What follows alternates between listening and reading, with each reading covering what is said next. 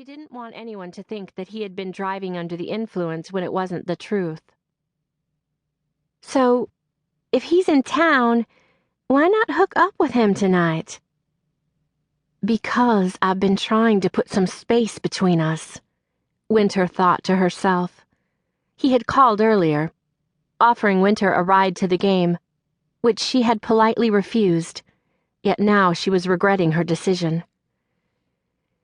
I'm tired of beating my head against a closed door. He only sees me as a friend. Winter had even considered the possibility of him being gay.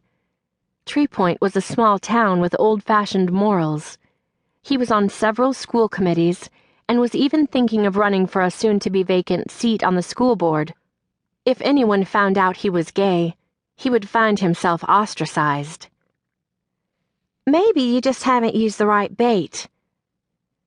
There's not a lot here to bait a hook with, Winter said wryly. She was under no illusions about her looks.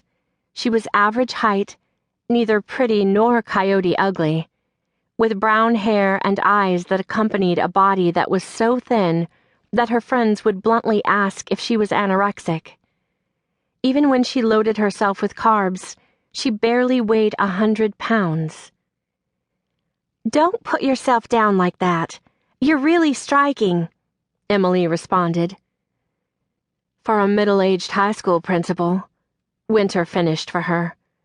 Emily began to disagree with her, so Winter decided to change the subject. Since we haven't had a customer in a few minutes, do you mind if I take a break?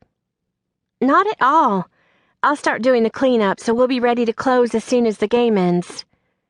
Okay, I won't take long. Emily nodded, already starting to clean the grill. Fixing herself an order of nachos and taking a bottle of water, she left the concession stand. Seeing a small table with a view of the game, she sat, picking at her nachos. Watching the crowd more than the game, she spotted Loker talking to Ben Stiles, a member of the school board.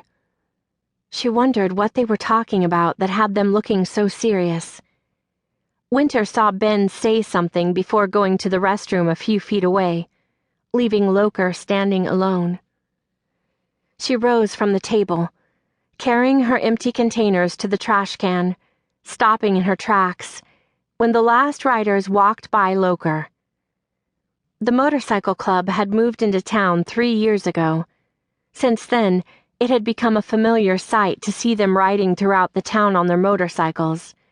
Every so often, a group of them would attend a sporting event in town. They had so far, to Winter's knowledge, never caused any trouble, other than nailing every female that threw themselves their way. It was the look that Loker was giving one of the women in the group that had Winter coming to a full stop. His usually cold expression had changed into one of predatory intent, and the slight smile on his lips left no doubt as to what he was thinking. The woman was everything Winter was not. She had short, spiked blonde hair and was wearing tight jeans with high-heeled biker boots. Top that off with her white shirt, which was low cut, showing an abundance of cleavage that Loker seemed unable to keep his eyes off, and any doubts she had about his sexual preferences were laid to rest. The woman gave Loker a provocative smile, but kept following behind her friends. Loker continued to watch her until Ben returned, and then his expression once again became an impassive mask. Winter went back to the concession stand, sick with jealousy. Loker had never looked at her the way he had looked at the seductive blonde. She helped Emily finish cleaning up and laughed when she left with a determined look on her face.